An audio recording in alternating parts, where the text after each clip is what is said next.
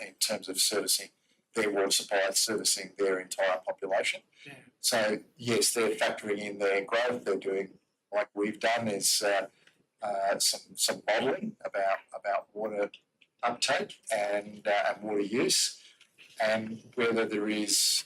They've already got an arrangement with Queanbeyan, the growth areas of Queanbeyan Town and Googong and Tralee. What Queanbeyan Power are looking at is Bungendore, because they can't get groundwater. So the idea is to build a pipeline from Queanbeyan basically to Bungendore. So are they after some sort of support from ACT for that pipeline? They're a bit more fortunate than us. They already have a cross-border agreement in terms of water supply. My understanding is that they can actually use that agreement to deal with Bungendore. Right. The big challenge is financing the pipeline from basically from Queanbeyan to Bungendore. Yeah, wow. They've got a route, they've got a design.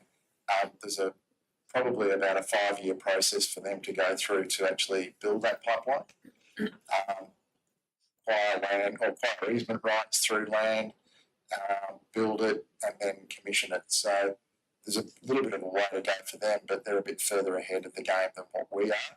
We haven't got an agreement, and that's what we're aiming for, is to try and get an agreement similar to what they've got, so that we can effectively trade water with the ACT. Thank you. Further questions? Just a comment. Mr. Mayor, I just also wanted to note that part of our housing crisis is due to the wind farms, and we have got some solutions in place with Hume coming online as well, and the solar farm being built out here as well.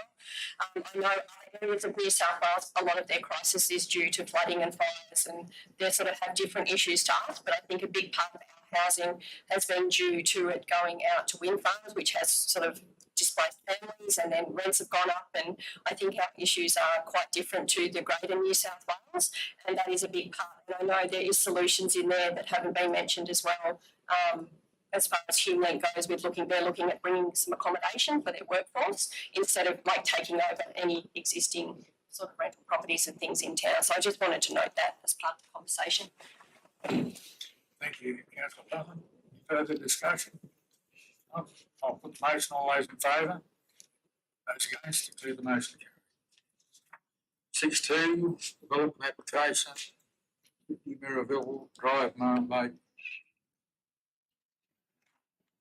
It's a recommendation. Councillor Butler. Second, Councillor Butler. Any discussion? Mr. Mayor, I think it would be prudent for them to have another crack at this with a reduced height of the shed. So we'd invite another application. Thank you, Councillor Jones. Any further comments? Comment, yeah, through you, Mr. Mayor. I do feel for the applicant in terms of that, you know, it's lovely to want to build something. They have an excessive amount of cars and 8 lawnmowers, and they've got a lot of things, but they also don't have a dwelling on this property yet at all. So, I mean, you know, if it was so important for them to have a shed of this scale, there's certainly other areas in the Yass Valley that they could consider building a shed of that size to have all of these items there. That's my comment on it. It's just, yeah. Thank you, Councillor Butler. I'll put the motion in. All those in favour? Those against? Declare the motion carried. 6.3, development application, subdivision 1B, Rosamond Street, Gundaroo. Yes, Mr. Mayor, I'll move the motion as it is written. Thank you, Councillor Turner.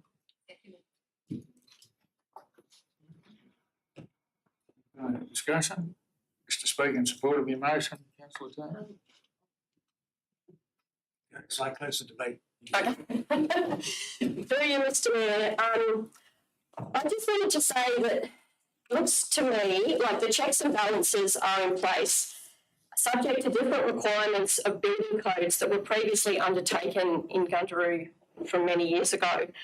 I acknowledge the information and that the planning requirements and the policies are actually met in this subdivision. So my question is, if we don't approve this application, what does this mean for us as a council? I'm assuming that the cost to our ratepayers to appeal this decision in the Land and Environment Court is quite hefty. So I just wanted to ask that question to the CEO. To me, it's also, if this is a concern as far as the local environment plan goes, then do we need to have a look at that? Because obviously a lot of Yass Valley is in flooded areas. I know from Luck Motors down to the river is a flood zone. There's lots of flood zones, and I think to me it looks like the planning has been met to meet that in this instant from my knowledge. I'm interested to hear the debate. I do talk in support of approving this development. I also understand the concerns of the residents. However, I can see that most of the boxes all of the boxes from what I can see as far as policies and building requirements and putting that into place have been met. So my main question is our local environment plan sufficient? Because at the moment it looks to me like it supports this. So perhaps if we wanted to do something different, then we need to look at the LEP. Thank you, Councillor Pelton. I'll ask the, Through Mr Mayor, if the application is rejected, that opens up rights for the applicant to take the matter to the Land and Environment Court for review. We would be expected to defend the decision.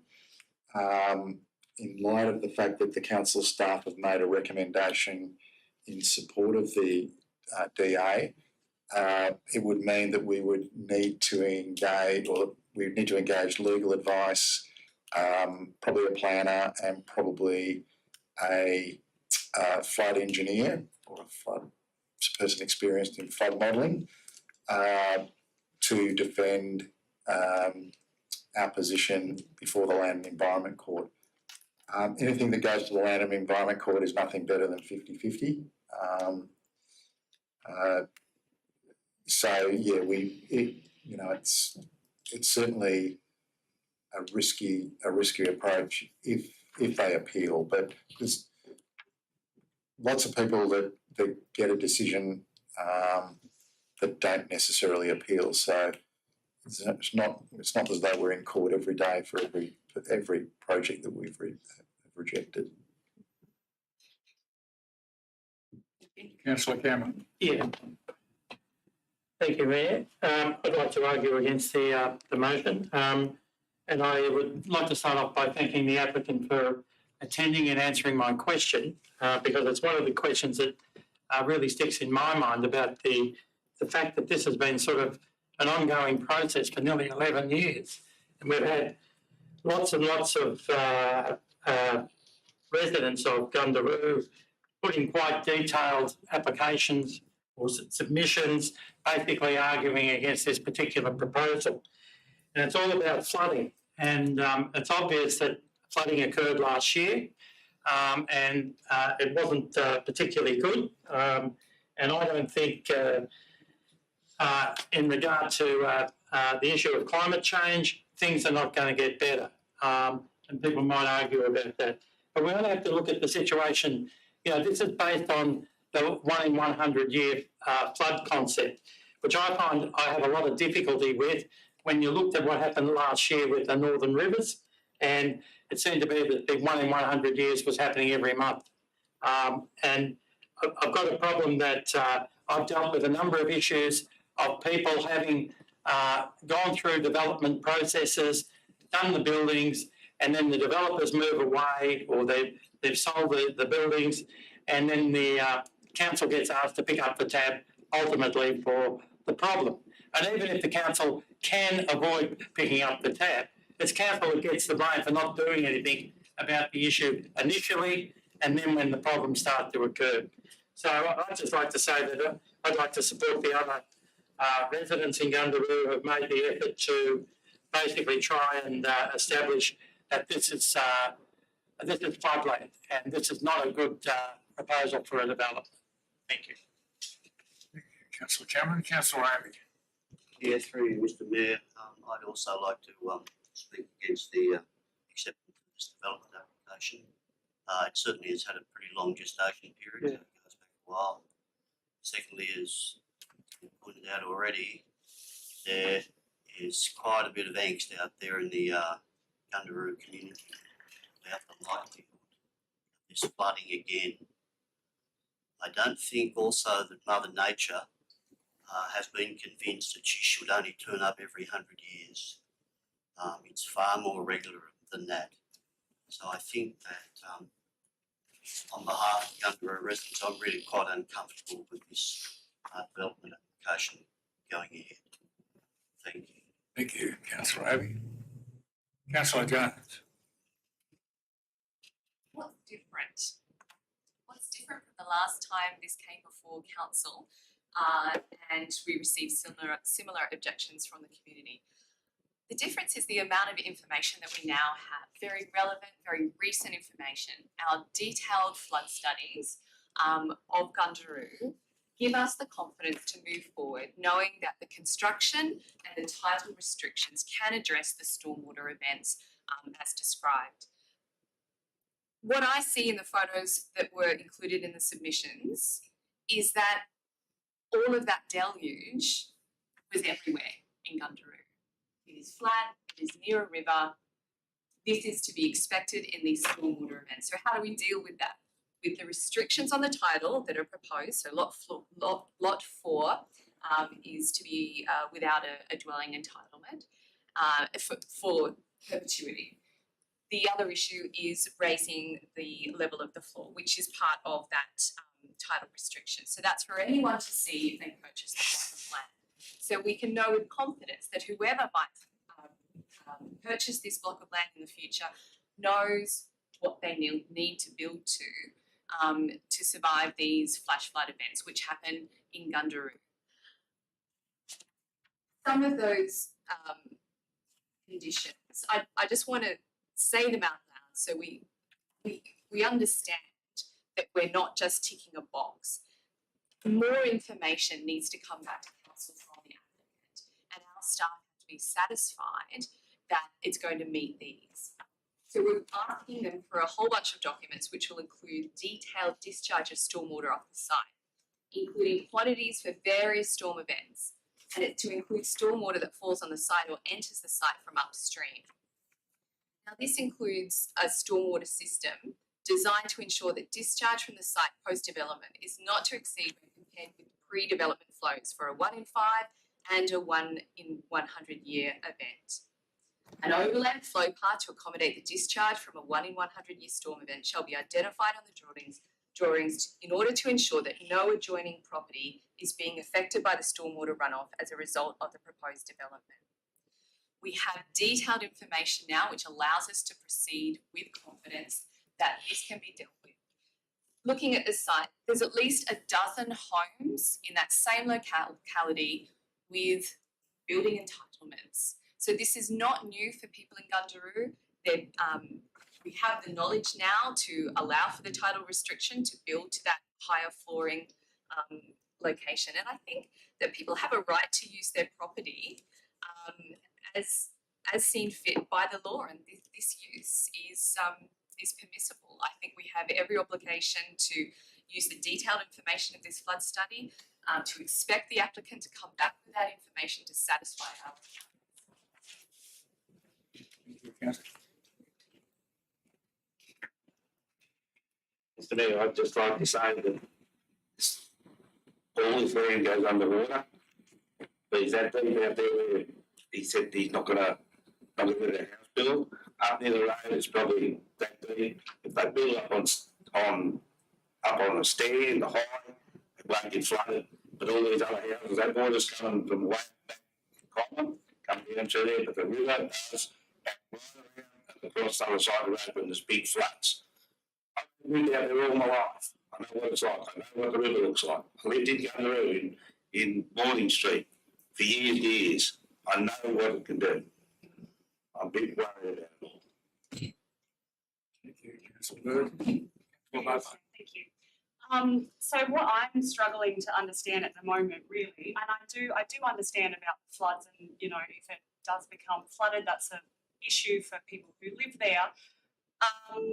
So I suppose my question, it may be hypothetical, if this passes and the lots go for sale and people build a house there to standard, what if something goes wrong, what kind of liability is actually on council then that we have passed this? Surely people know the risks. It's not hidden from them if they buy a property on this block of land.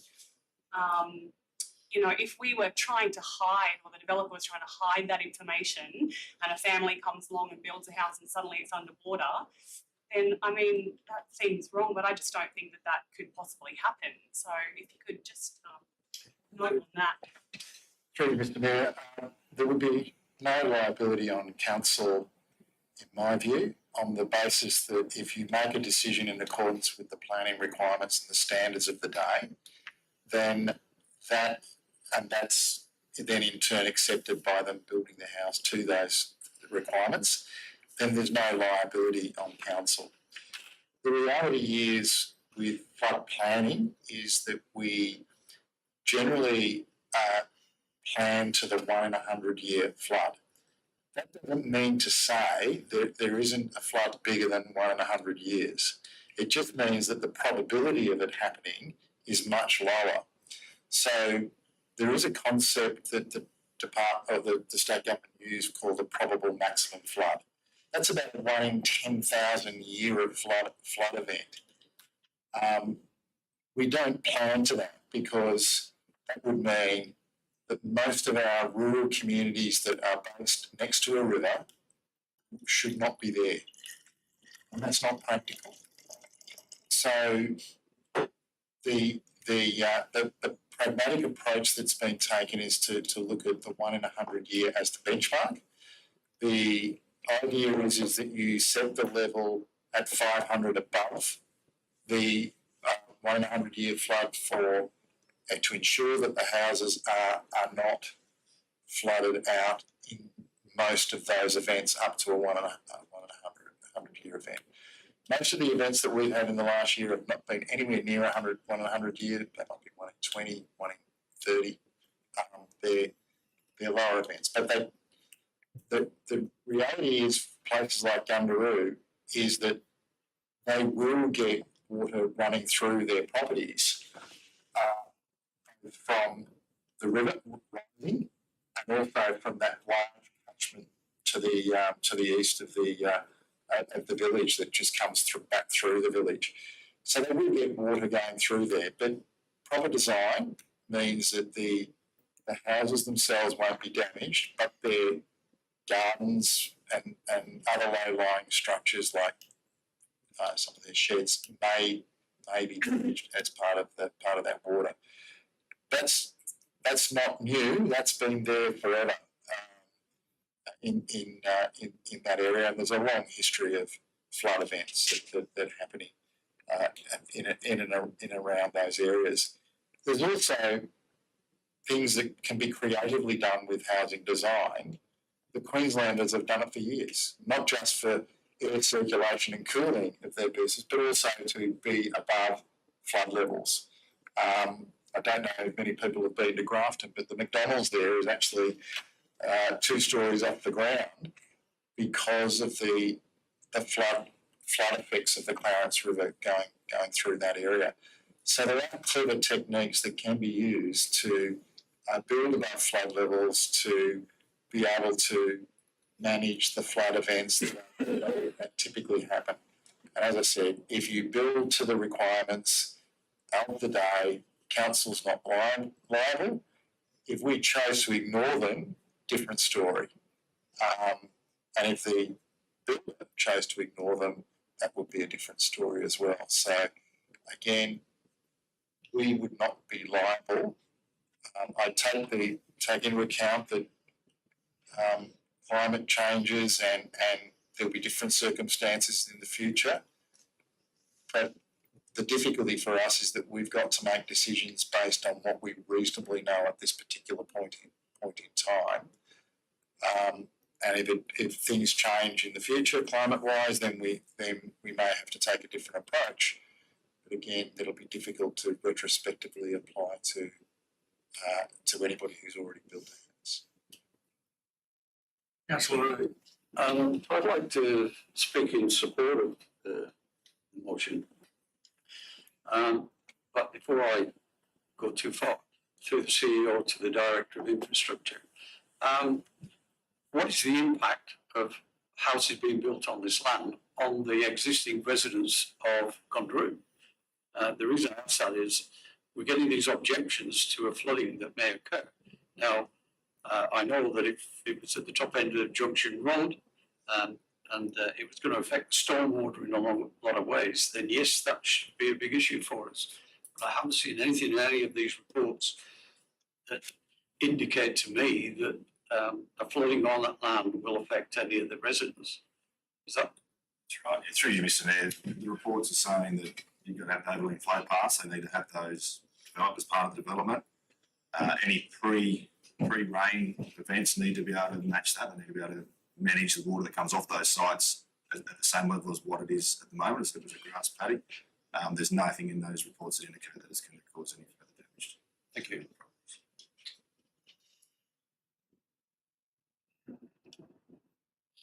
Okay. Thank you, Mr. Mayor. I've got a very simple principle in this chamber, and I've adopted it for the whole of my time here. When there's a recommendation made by senior staff, I take it at face value, unless there is overpowering reasons to go against it. Flooding is not an overpowering reason for going against this motion. I congratulate the proponent for his perseverance.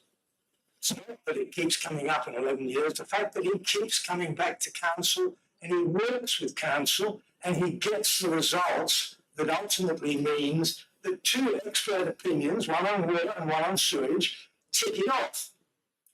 It's been ticked off, it meets the state requirements.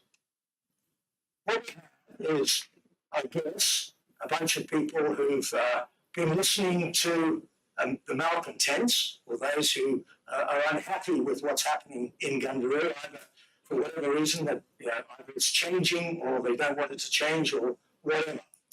We're not here to pander to the malcontents, we're here to look after the residents of this valley. We have acres and acres of flood-prone land, absolute acres. Do we want to send a message to the rest of the world? Don't bother trying to get a subdivision in Yass. It'll be refused if it's in a floodplain. Do you want that against your team? I don't. I certainly don't want for the rest of my life. This is very simple. It's a 4-block subdivision. It's not building a house, it's not building a mansion, it's not building anything. It's a subdivision.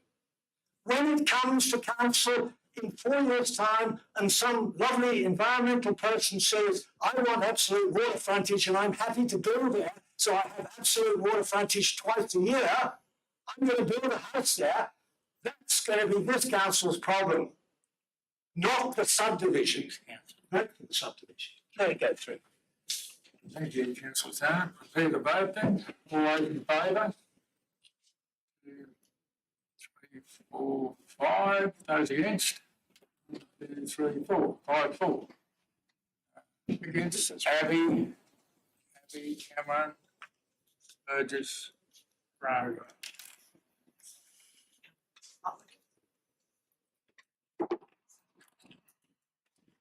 Okay, the motion's carried.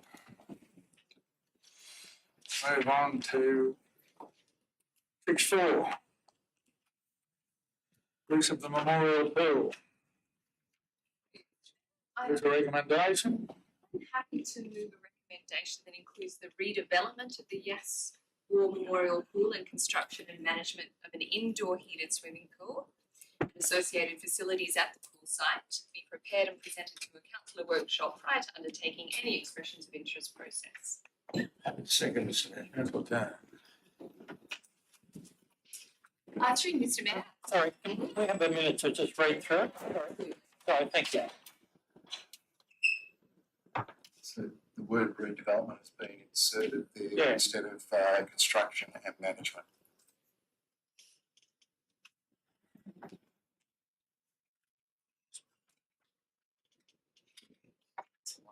Just about done. Thank you, yeah, flow reader. Okay, so what does this include? This includes the widest possible scope on both the potential redevelopment of the Olympic side swimming pool, along with the construction of the heated pool and associated amenities that would be involved in that. Why do that option? Well, we can certainly receive EOIs, expressions of interest, from those who only want to do one component of it, such as the heated pool. But it also gives us scope to receive an EOI from someone who's considering doing both. So let's just do the largest possible net, set it out in the EOI that they can tick one box for just the heated pool, or ticking both boxes, to see what interest we can get on the full redevelopment of that site. I think it's the smartest thing to do. We have an ageing 50-plus-year-old facility there that we already know doesn't meet the current, if you were to build from scratch, standards on health and safety in terms of the water circulation. We have seen ways to improve upon that, such as relining and making the pool shallower, because it's quite deep in the deep end there. But first, I should probably say that I think we need to thank the public for their submissions. Very clear direction from those public submissions that they have a very strong opinion to keep it in public ownership. And the basis of that was very much about affordability and concern that there would be equity of access in terms of, would it, as a commercial operation, there was a lot of concern that it would only be used for primarily learn to swim, which is the highest possible profit, and there would be, reduced time. So I want to make it clear that this is coming back to a council workshop. We're going to ensure as councillors that, to the best of our ability, that there is equity of access, that we don't lose any of the current services that we currently provide there. That's very clear in the proposal. And I believe our task is twofold: to follow through with the EOI process, to check for the best value option. That is our job, to find out what is the best value option for our community in the short, the long term, along with keep a keen eye out on the grant situation for any opportunity to reinsert the public ownership built and run option as Plan A. That has come loud and clear from the public responses from the EOI. I want to let the community know that I've heard it, and I think through this process we will be able to tick off the box and say, well, okay, the private lease arrangement is the best value option to get this across the line and get it into our community as fast as possible, or no, we're bringing this back in-house. And then we'll have to look at options of, how do we finance it, what are the grants available. But I think this process of seeing the EOI through is really important. Thank you, Councillor Jones. Any further speakers? So, Cameron, speaking. No, through you, Mr. Mayor. A question of the mover. How does this all relate to the Victoria Park Master Plan, where it had quite a detailed design for the swimming pool and I think there was a sauna there and a few other things. How does it relate to that? Through you, Mr. Mayor, it's my understanding that the design put out in the Victoria Park Master Plan is the basis for our EOI. Yes, Mr. Mayor, that's correct. It's a conceptual plan. Others, through an expression of interest process, might come up with other ideas that we haven't thought of, and they may be certainly worth considering. But there is some flexibility in that plan, but it does show a design that this council came up with. It was of how an indoor pool could and other facilities could be integrated with the outdoor complex that we currently have. There was some other changes to the outdoor complex to upgrade the operations, but as I said, it is a reasonably detailed plan to show what the layout is. However, there is the flexibility to look at might work differently through an EIO process. At the end of the day, you don't always know what you're going to get. You might get something better than your own ideas that you've come up with. So there is that flexibility in my mind, and certainly the Minister of Crown Lands has indicated that because council is the Crown Land manager, that we just have to follow the procedures under the Local Government Act in terms of how we manage the operation of the community land, which can include leasing arrangements with private private entities in certain circumstances, and it's usually related to the length of the lease. Anything beyond 20 years is a ministerial matter. Anything below 20 years is a council matter. Any further discussion? Through you, Mr. Mayor, I would like to reflect some of Councillor Jones's what she just said. And to me, information is gold. And to me, I also wanted to say that we're actually not making a decision tonight on whether this is going to happen or not. We're actually just making a decision, like you said, to cast a wider net and to get information. And to me, you can't make an informed decision if you don't have lots of information. So the more information we have and the wider we throw this thing, the more likely we are that it's going to happen. And I also reflect your sentiments about definitely hearing the community and what they're saying about accessibility and affordability, and keeping particularly the groups who are using the pool at the moment and making sure they are looked after. And obviously we can include all of this as part of the EOI that we put out there. And that's, to me, when we've got all that information, then we can actually analyse if this is a really good fit for our community or if it's risky and we don't go down that track. Like, without sort of throwing it out there, we don't know. And I also want to state that we are quite invested at the moment in some other places, and we are applying for lots of grants and things for other things that are going on. And I wish we had the capability, obviously, to do all of these things. And it's just we've already sort of applied for these grants, and we're also focusing on trying to fix the water and get the water treatment plant going and other areas. And so while we're sitting and doing these other things, at least if we're casting the net, hopefully this will come to the point where this will be top of the list, and either we can go for grants or whether somebody else comes along. And I'm just hoping that we can get something happening soon. Thank you, Councillor Boston. Councillor Cameron, you had your hand up. Yes, I did. Thank you, Mayor. Look, I find this quite an interesting sort of exercise, because 5 or 6 years ago I was involved with the community pool group, and there was about 16 people who started on that group, and about 6 or 7 people lasted for the whole time. And we eventually came up with the fact that we thought we wouldn't get a grant for $4.5 million, which is what we thought the indoor pool would cost. And that was for an indoor pool that was, say, 25 metres by 4 lanes. So it was a fairly reduced size sort of pool, and it was fairly basic. And so we were actually arguing at that time for $1 million to be spent as soon as possible on the Olympic pool, because it had already deteriorated substantially and it needed work to get us out of any liability in regard to injuries caused within the pool. So that's where I'm coming from. Look, I could easily vote for this motion, but I don't think I can do it in all honesty, because, from my point of view, we've got casting the net, we've got testing the waters. I think it's a kite-flying exercise, and I don't think, if you look at the figures, I don't see how anyone can make money out of this deal, like in terms of constructing an indoor pool and having a lease for 21 years. The indoor pool cost at the moment, and I've heard some different figures from other councils, but the indoor sort of pool would be somewhere between 8 and 12 million in my calculations. And then you've got to somehow make a profit over 21 years.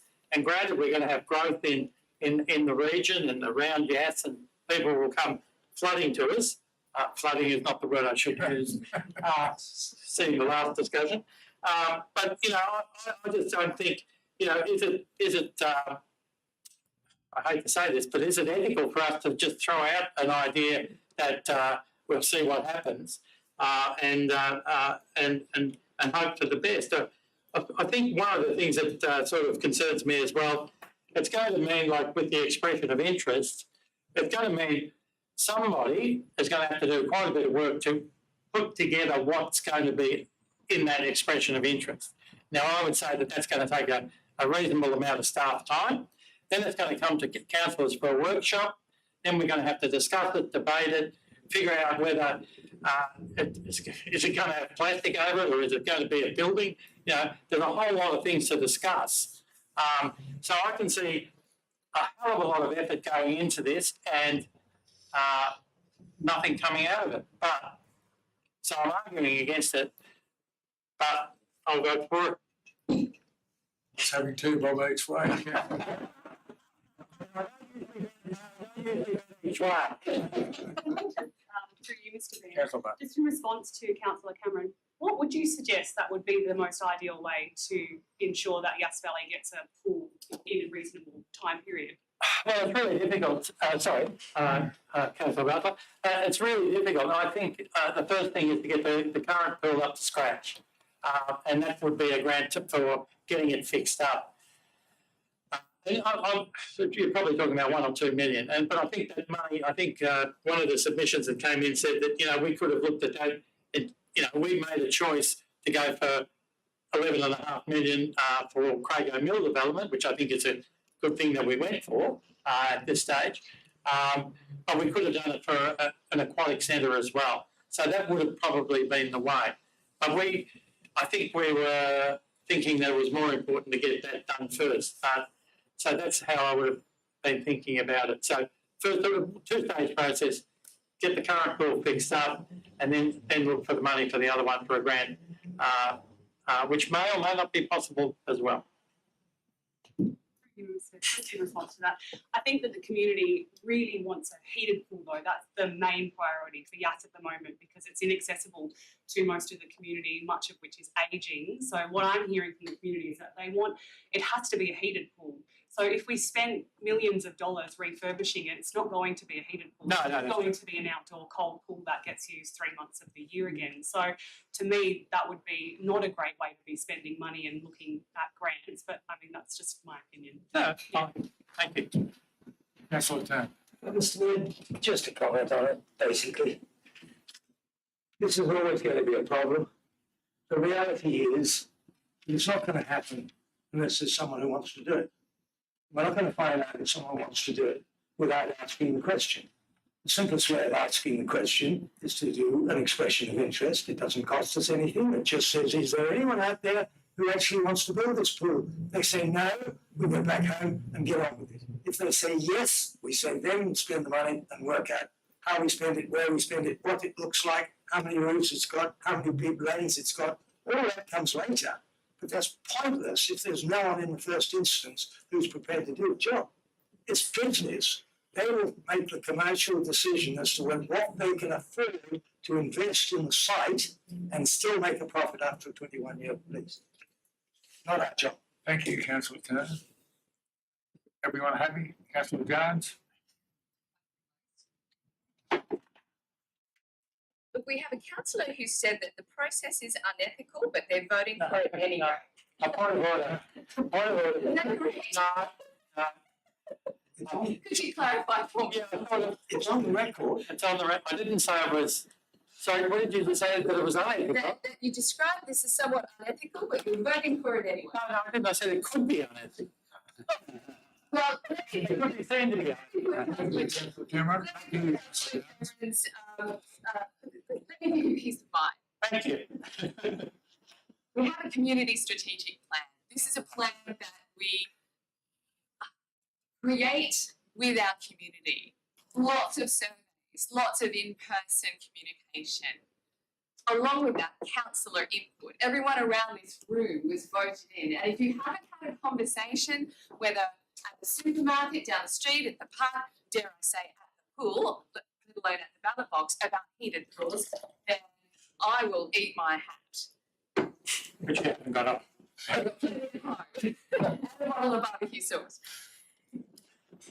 the reasons why it's in our community strategic plan as something we should advocate for, chase, look to see how we can put into our budgets, is we need Learn to Swim.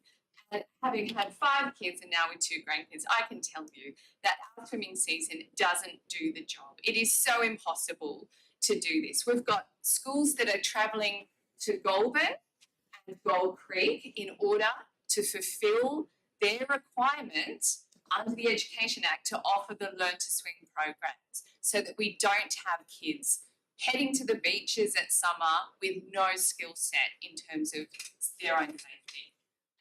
We need a heated pool in this community, not just for Learn to Swim, but for all the reasons of why we're going to have a workshop to ensure that there is equity of access.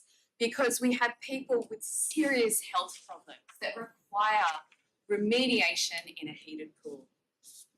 Survivors of breast cancer, one of the only things that they can do is swimming, in the water. That's the lowest possible impact. And where do they have to go for that? Across the border into the Gold Creek facility or now all the way to Goulburn. That is a big journey and an exhausting process for someone who is recovering from such a serious illness. We need to follow through on this project. I commend the recommendation. Let's get on with the job of the EOR. Thank you, Councillor Jones. I'll put the motion. All those in favour? Carried unanimously. Thank you, No, Councillor. I voted against. I voted against. Yes, you can go. You convinced me that I don't get each one. Okay, Councillor Cameron. Against. Okay, 6-5, partial road closure, Nottingham Road, Swinging Bridge Reserve. Is a recommendation, Through the standard, the alternate, if we can put that up. Councillor Jones. The consideration of the report on the partial road closure of Nottingham Road near Swing Bridge Reserve for a land exchange between council and Crown Lands be deferred, and a forum be organised for the 3 impacted occupiers to address councillors and allow the occupiers up to 30 minutes to address councillors. Could we also include an invitation be sent to Crown Lands to attend and Representative. present? Yeah, thank you. We have a second. Councillor Turner, thank you, Sorry, Councillor does it Turner. need to be Swinging Bridge? Swinging Bridge. Yeah, sorry, I think we need an ING as well. Thank you, sir. So, Speakers for the motion. through you, Mr. Mayor. Who knew that these lessees have been paying rent to a landlord that wasn't theirs for over 50 years? Suddenly, I'm not sure where the law stands on that one, but let us just push forward with the fact that this is news to everyone. It's news to council that we're technically the landlord, the owner of this land. We have a process in place that we would normally use. However, it's very rare that we find ourselves with a piece of land to swap that actually has the tenant on it. And I think we have to at least do our due diligence, unpack this properly. And may I say, I think from the experience that we've seen so far for these residents through the process with the Crown Lands, they are in a David and Goliath battle that they never anticipated. And I commend them for their advocacy to us, and I think we're beholden to listen. I think that's our first job as councillors: hear the story, understand the process, so we can do our duty not only to these residents, but also to the residents of Yass Valley as a whole. Thank you, Councillor Jones. Any speakers against the motion? If not, prepare the vote. I'll put the motion. All those in favour? Those against, declare that motion carried. 6-6, Yass Water Treatment Plant upgrade. Update. So moved. Councillor Towers. There was an alternate motion. So through Mr Mayor, the alternate motion was with the first part is as per the recommendation. The second part was to make it clear that option 4 for the augmentation be supported. In other words, what we managed to negotiate with the Department of Water, but also to make an indication that future water softening to reduce hardness and other additional facilities is part of our aspirations for the ultimate water treatment plan in due course. So we know that the department is not supporting that at the present time, but they can't support us. They can't knock us back for being aspirational. That's how I'm looking at it. Happy with that, Councillor Turner, thank you. Have a second there? Councillor Jones. Further discussion? Comments? Good comments? What's missing from option 4? I think it'd be noted that firstly, this is the best option we've seen on the table since probably 20, well, since I've been on council. And I want to commend not only our staff, but those in the committee that have seen fit to move the line. That wasn't possible without the involvement of the Department of Health, and I thank them for their participation. This wouldn't have been possible if we didn't have some very experienced staff who initiated the peer review process, which did one of two things. It held the line on accepting the very basic proposal that was in front of us, and also gave us the ability to ask for more, that more was actually required to deliver the drinking water to a standard that is now being set. But what's missing? We've done a water quality survey, which we're about to deal with next, which shows only 15% of those surveyed actually drink Yass water. That is a very damning report on the quality of our water and people's satisfaction with it. Part of that dissatisfaction is the taste. Well, this option will include I think if I'm using the terminology right, the settling plates that will address the issue of taste.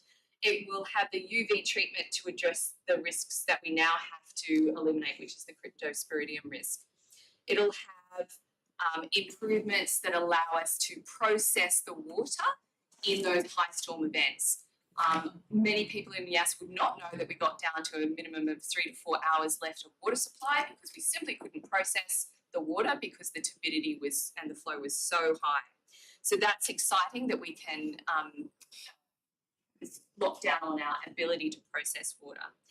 But what's missing is the reverse osmosis, and that's what's going to help us with the water softening, which means we still don't have a solution for the high turnover of people's hot water systems, which we saw in the survey, things like kettles, anything, washing machines, anything that's going to use that water and be impacted by that. And so I think it's really important that we keep that on the table. We keep putting our hand up to say, right, we've got this amount of funding for this stage. Let's keep putting the reverse osmosis in there. The option 4 on the site plan does allow for that. It's going to be trickier than building it now. So if the sun shines on us in terms of funding options and we can do the reverse osmosis now, that would be wonderful, and I think we should always ask for that. But there is contingency for us to put it in there, and our dam wall loan expires or will be paid off within the 10-year period. That may be our window to put that in, and I look forward to fast tracking that with any future grants that our team can secure. No pressure. Further discussion? Put the motion in, all those in favour? Those against? 6-7, water matters survey. It's a recommendation. I'd like to move the recommendation. Councillor Reid, Councillor Potter. Thank you. Discussion. Councillor Cameron. Just a question to the CEO. Customer feedback to be incorporated in the preparation of the business case. How will this be done? Will that be just an attachment at the end of the business case, or will it be sort of worked into making it a readable sort of document? Through Mr. Mayor, it will be worked into making it a readable document. The expectation with the business case is that there is an element of community consultation, and this is the work that was done for that particular purpose. There's always the question about whether it's whether your survey sample is representative enough. I'll sort of leave that up to the experts. My understanding is that 14.5% return on the number of surveys is pretty good. There are surveys that are much less than that. There are not many surveys that actually grab everyone's attention, and we get 50-60% return.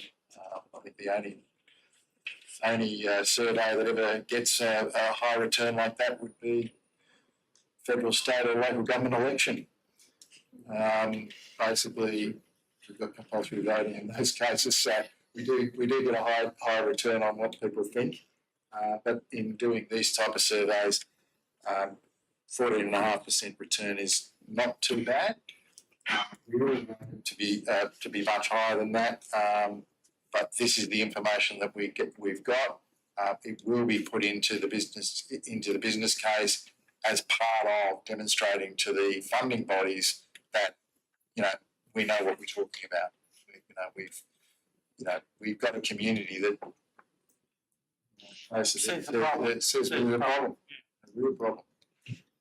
Follow up that, seeing that the community has been involved in the business document, the business case, does the business case become a public document, i.e. that it's put on the website for people to have a look at, or what's its status situation? Through you, Mr. Mayor, the business cases are generally a technical document, but again, I don't have a particular problem with it being made publicly available if that's what we want to do as a community. All it is a case to basically say we believe that based on this business case, there is a case for us to upgrade the water treatment plant to this particular standard. I think it's pretty straightforward. I think the community's been demanding we do something about the water for a number of years, well, just about as long as I've been here. So I don't see any particular with about making the business case once it's finalised a public document. Thank you. Yeah, through you, Mr. Mayor, I'd direct my question to the CEO. Firstly, is this Yass down water? I think it's filtered. Yeah. Filtered. Yeah, it is Yass down water filtered. So I noticed that probably more than 15% of us had a bit of a sip of that water. Just to drink it. And I've heard what you're saying about the response rate of 14.5% is quite good.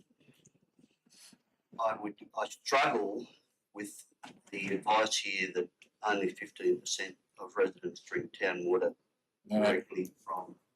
Through you, Mr. Mayor, it's 15% of the respondents in the survey. So not 15% of all residents. I wouldn't go that far. And I'm saying a lot more to do with the survey. When you surveyed 3,395 you've only got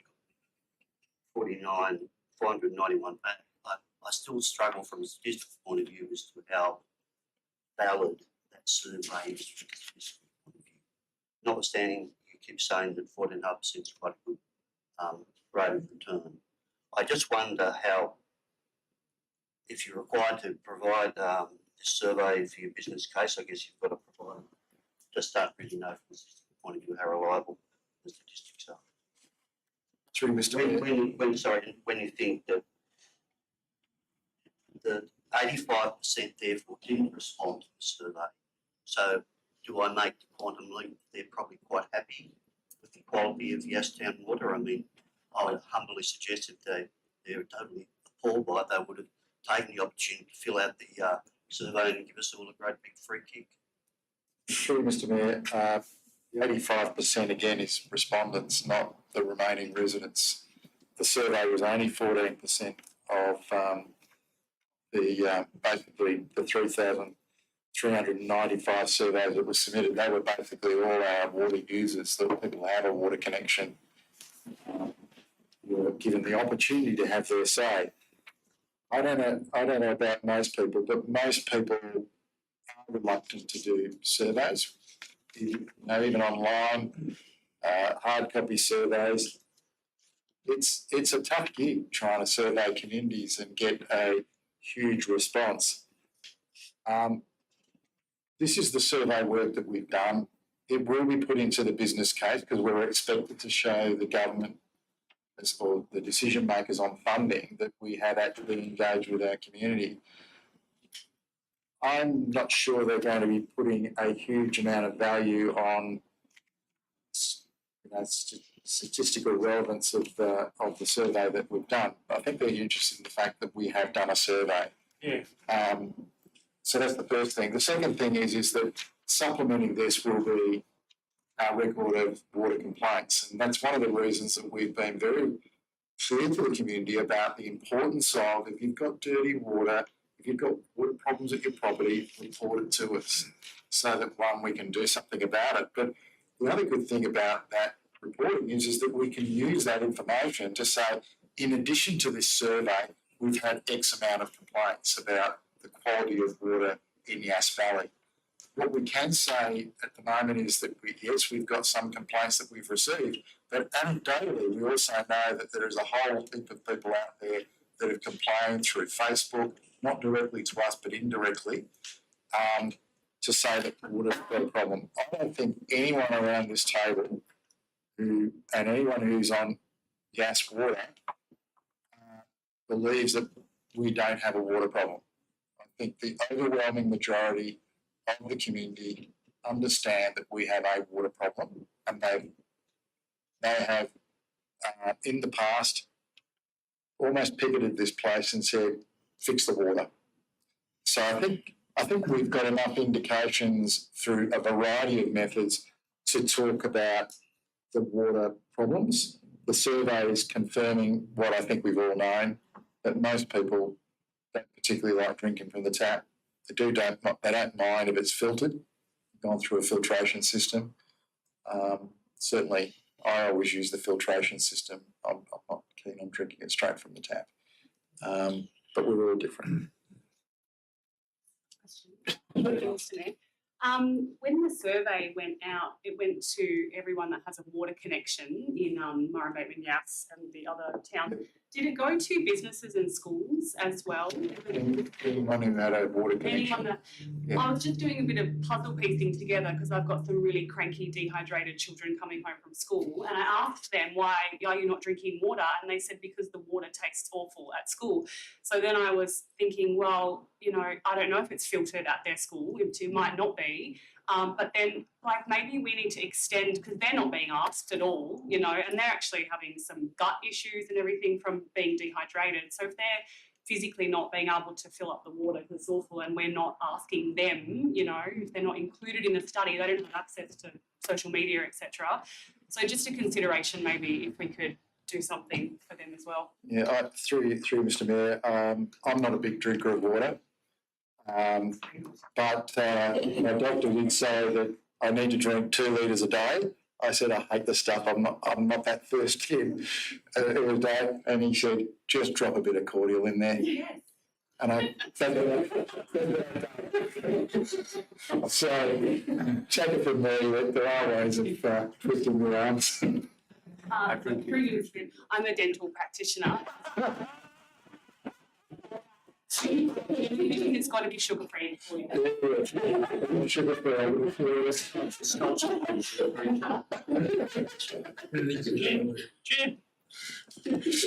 think it's pretty well established that Yass has got pretty poor water. It's fine filtered, unfiltered. I had my first class in 1998. I think I had the second class in about 2022. And it improved over that period of time, I can tell you. Use it for everything else, but You were on council during that time. that's right. That was the reason I got on the council too. But no, it wasn't the water. It was the draconian water restrictions, which we have corrected with the elevation of the damn wall. Councillor Jones. Through you, Mr. Mayor. Firstly, I'd like to thank those in the public that did respond, and I have to slap my own wrist that because it was a painful one, I put that on the, oh yeah, I'll do that next, and it never happened. So I'm looking forward to a variety of ways that we get out our future ones. And I think it's really important that when we communicate with the public, that they don't think, oh, same old, last time we did this, nothing happened. So when we do communicate next that it's another survey, we need to really make clear to our community, this is a series of surveys. We're going to be checking in with you regularly. Please respond, because this will build our case for further funding, because we're going to need more.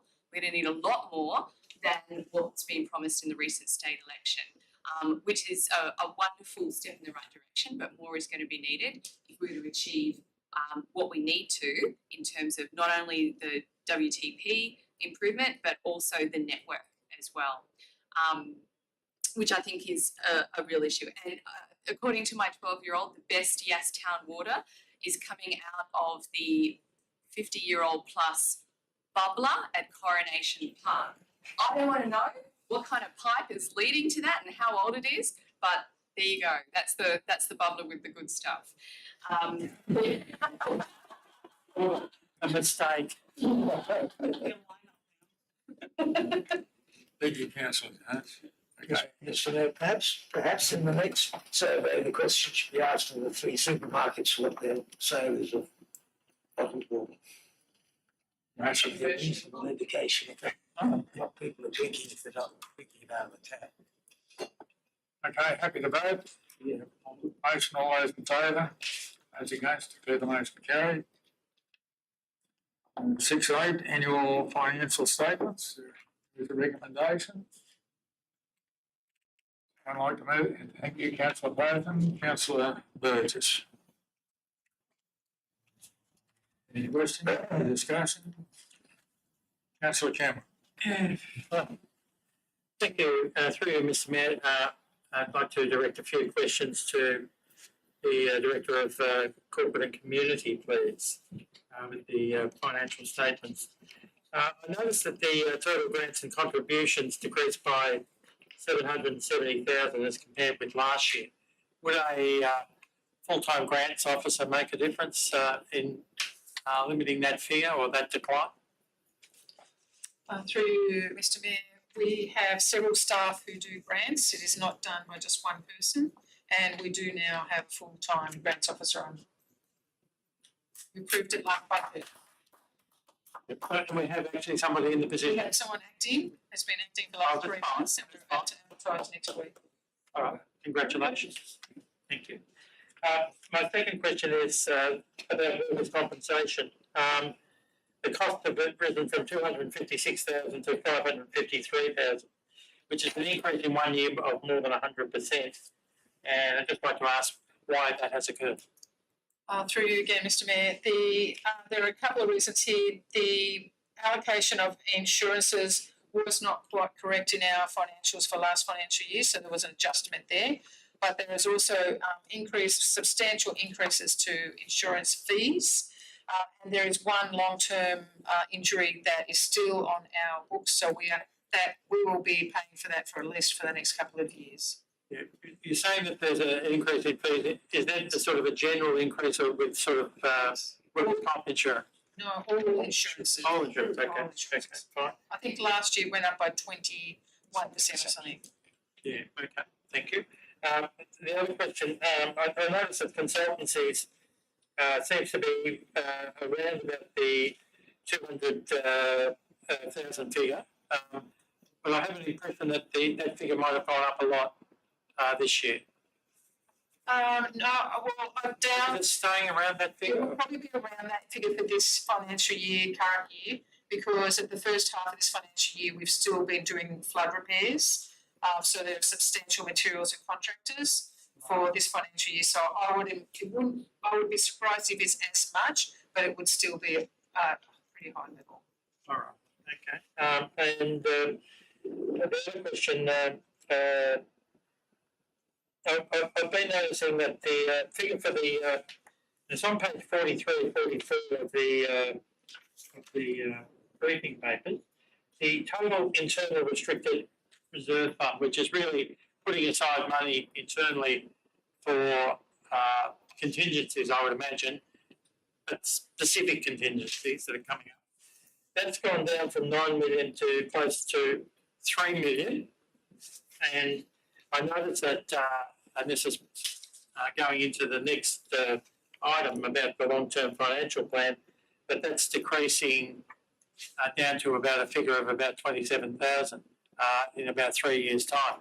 So what's happening there? If I We're actually doing work. So the restricted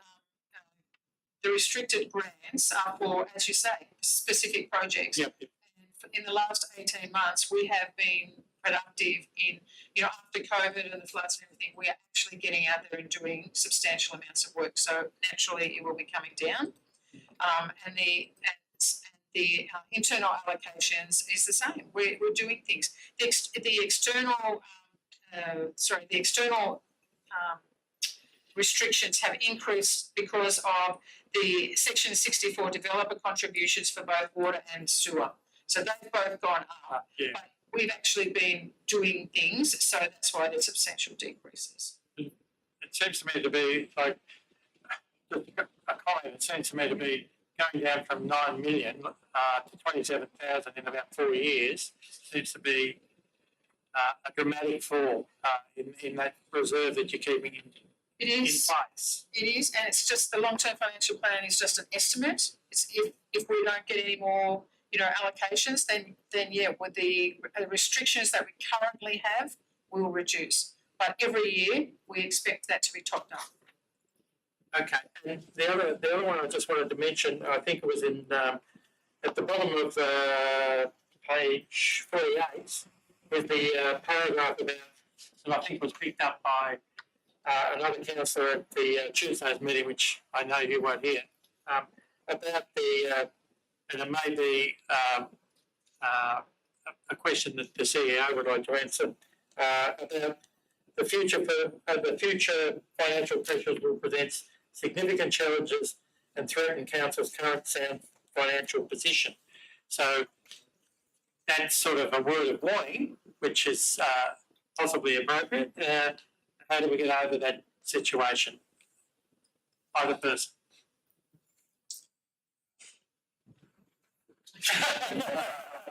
It is quite, we have purposely put it in there because as with most councils, there will come a time where we will have to look at our rates level to be able to maintain our facilities, to do our roadworks. Time will come where we will have to look closely at that. So a special rate variation. Yes. Through Mr. Mayor, look, just like the Catholic Church, asset rich, cash poor. That's the bottom line. We've got more assets than we have revenue to be able to service those assets to their design standards. That's not just a Yass Valley problem. That is a Western world problem. Nobody is managing to cover the what they're expected to pay on asset renewal and asset maintenance based on their income. And so at the end of the day, that's our biggest challenge. It gets harder every year because federal government assistance grants in real terms decline. State grants have been drying up at the moment. The government has actually turned around and said a number of the grants that were there in previous years are no longer going to be there. So it's becoming an increasing challenge to chase down grants. I'm a bit pessimistic about our likelihood of being able to secure more and more grant funding, mainly because the pool is shrinking. So it is a big challenge for us, and it would be inappropriate of us to mask over it. I think we're better off telling you that there is a problem and that it's a challenge that we're all going to have to try and face and work out how best that we can actually tackle the issue. Well, you've only got to look at the rate too. 20% increase in insurance and rate review goes up by 1.5%. And Mr Mayor, if I could finally, there's also the cost shifting from state to local government as well. And the classic example of that is the emergency services levy that is changing. So, and that is only one example of that. Councillor Turner, I think Thank you, Mr. Mayor. It does show the danger of a media taking a sentence out of context. If you print that on the website, I think we're in terrible trouble. Future financial pressures will present significant challenges and threaten council's current sound financial position. Put it in context. Unless opportunities to increase council revenue base are identified and secured, the future is in this. Councillor Abbey. Yeah, through you, Mr Mayor, to the Director of Corporate and Community, just have the one question, delving back into the materials and services. With the contractor costs, I know that they've jumped quite a bit, probably doubled from FY22 to FY23. Could you provide a bit of explanation of that? Page 39. Yep, and if I could say, just the report actually does break down those costs. We talk about the contractor costs increased by 3672, resulted from the local roads and recreational assets contractor costs of 1.3, emergency services, which was I was just mentioning, 773, current contractor for current staff vacancies positions such as strategic planning and development services were 439, financial services 600k, and organisational development 352 additional for the financial year. Thank you, Councillor Abbey. Any further questions? Comments? Motion then, all those in favour? Those against, declare the motion carried. 6.9, long-term financial plan. Recommendation, someone like to move the recommendation? Abbey, Councillor Reid. Questions, any comments? Councillor Cameron. I'd just like to make a comment. Probably want to start by basically saying that I think, and I think it's been identified in this report that the council has been facing a number of difficulties with the finance area in terms of staffing. We've lost a couple of, in my term of in council, we've lost a couple of chief financial officers. We've also had people not accepting the position when we've gone through trying to recruiting. So we've had difficulties with staffing, and I realise that that's caused a number of mistakes to have happened. And we've had a number of errors in the quarterly reviews, etc. We're also still at the stage now that we're still advertising, and I noticed the other, I think, having a look at my Facebook, that I think we're advertising for 3 positions at the moment in finance, which means that a couple of positions have probably been filled recently. If I could just briefly through Mr Mayor, I can advise that we have just this week confirmed a CFO position. Congratulations. We have interviews tomorrow with 5 candidates for the financial assistance position, and we have about 8 candidates for the finance officer roles. So it has turned around. Okay, I just would like to make a comment which won't bring me any friends.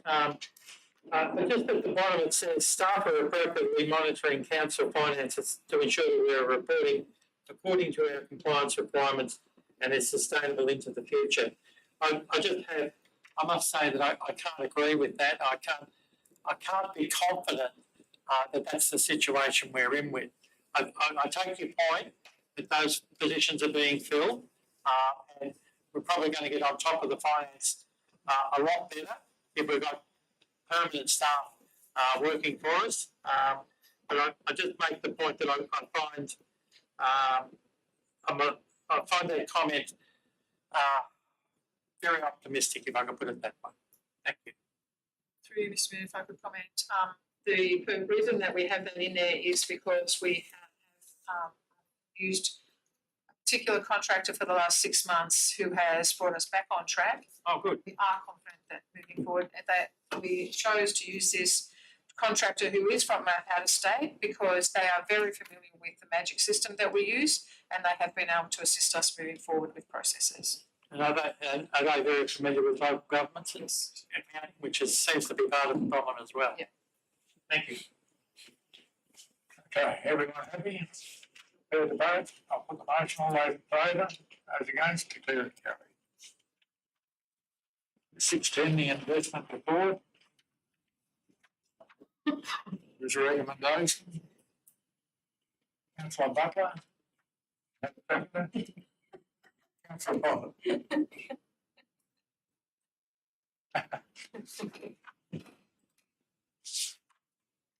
Questions? Councillor Kemp. A couple of questions.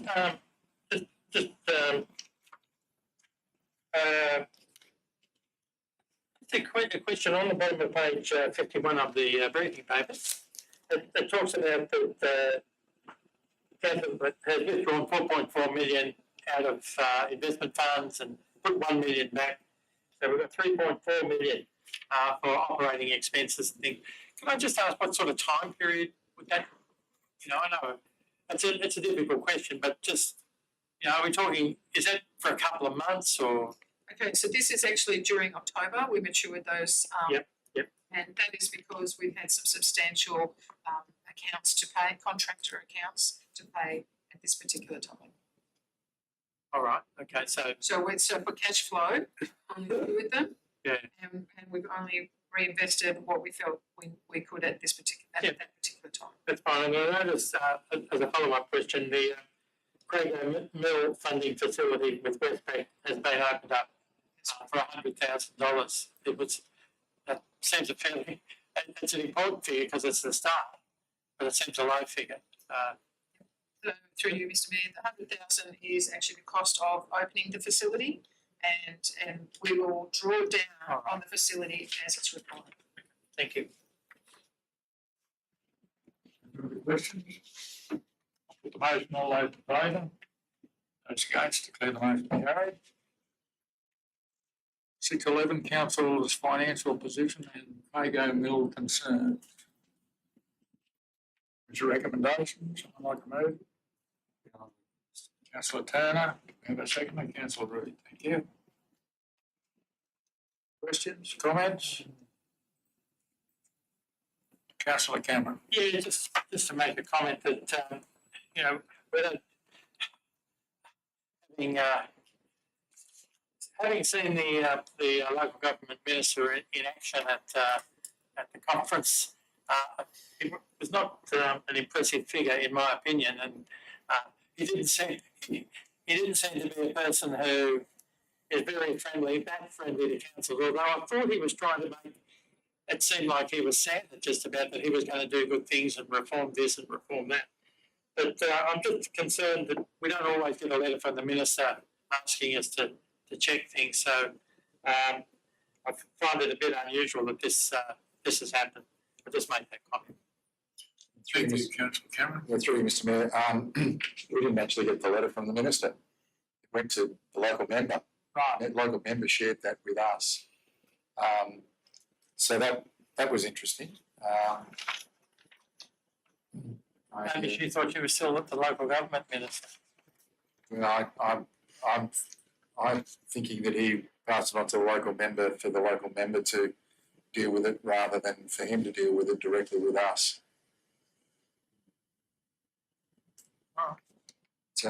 But yeah, it was the local member who actually shared that information with us, and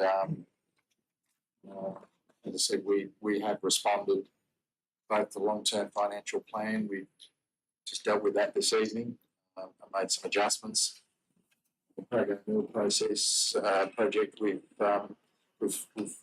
submitted a whole heap of documentation, both publicly available documentation as well as some of the confidential commercial information has been sent off to the Office of Local Government, and that went back in September, and we still haven't had a response from the Office of Local Government. I would have thought that if there was a problem, they'd be straight on the blower. I'm taking from the fact that they're hasting slowly, is that they don't seem to have too many dramas with us. Councillor Paul. Through you, Mr Mayor, I just have a question. When the Office of Local Government does reply, will the council get a report? Like, just understanding the process, does that come back? Through Mr Mayor, yes, that was always our intention, is to bring that back to council so that you're aware of it. And we've put the documentation in accordance with the guidelines, and we, as I said, we're waiting on a response. But if there was a key problem with any of that information, you would expect them to actually contact you very quickly, and that hasn't occurred. Thank you. Any other comments or questions? Councillor Jones. Through you, Mr Mayor, I think the material point for our public to discern from this is that we have nothing to hide. We've provided the necessary documentation, and we've secured a commercial loan for the project to the value of $50 million. Now, one thing I know about banks is they don't tend to make mistakes on what horses they're backing, and I think we've demonstrated that we can service the loan. I think we're in a sustainable position to do so. We've got high satisfaction from our community in terms of their engagement with the design and our surveys for getting their input into this project. We've been very transparent about what this project is going to look like. And the most important thing about this project is that we offer the best value for money, for our residents' money. And what are we doing in this agenda tonight? We've sharpened our pencils and we're looking at renegotiating tenders. So I think in the confidential section. So I think we are in a strong position, and I expect that we'll receive a very benign response from the Office of Local Government. Thank you, Councillor Jones. Councillor Campbell. Sorry, just to ask the Chief Executive Officer, so you've said, so this has already been sent into the Office of Local Government. Can I ask when? Has it been? Well, the information in relation to the capital expenditure, That would have been done sometime in the past. yeah, that was in September. Yeah, yeah. So it took us a while to pull a lot of documents together because it had a bit of a long history. So we pulled all that together and sent that off.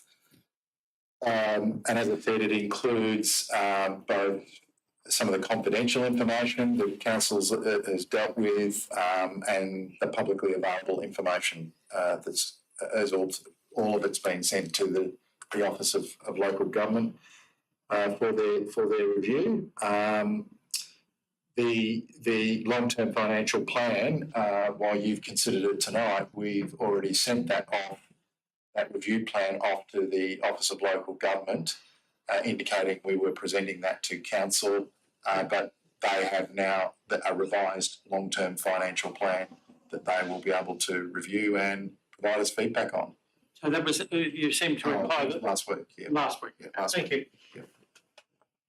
If I could make a comment, Mr. Mayor. The reason that we submitted the reviewed long-term financial plan was to give them an opportunity, knowing that tonight you are discussing the tender, to respond beforehand. Councillor Jones. Just a comment, Mr Mayor, I suspect that the original author of this complaint to his local member, we will be hearing from regularly between now and September. Thank you for that observation, Councillor Turner. There's no further comments. I'll put the motion. All those in favour? Those against? Declare the motion carried. 6.12, the 2022-23 annual report. There is a recommendation. So move it, thanks. Councillor Abbey, thank you. Secondly, Councillor Reid. Any comments? Councillor, Yes. No, you go first. Councillor Abbey. Through you, Mr Mayor, to the Director of Development and Community, comment and a couple of questions. Firstly, it's a really excellent report. The annual report, I think you do a really good job. So I can pass on my thanks to your staff for pulling it together. There's so much gold in that 24 pages. It really is a good publication. Wondering, I guess it'll be on the website. But do you make up paper copies? And if so, do you think about, are they in the information centre and library and such like? Yes, through the Mayor, we do make a paper copy available at the library. My vague recollection in myriads of reading that we have to do as councillors, am I correct in saying that we were once or are developing an information pack for new residents to the? Through the Mayor, yes, we are in the process of developing. Okay, and so my thought is, I'm a bit of a fan of that annual report. I think that would be a great orientation for new residents when you get that underway. Councillor Abbey. Councillor Cameron. Yeah, just wondered, I didn't see that it's, is there a need in the annual report to have a capital works report, or I don't think we have one in it, do we? Mr Mayor, Or have I missed it? capital works are included. They are actually included inside the document rather than a special report. I just have to work my way through. Point 21, report on capital works projects, page 14. And there is a list of the capital projects. So what page was that again? I just. 14. It's 14 and 15, actually. Okay, thank you, I missed it. No other question? Oh, Councillor Jones. If I can echo Councillor Abbey's commendation on the document.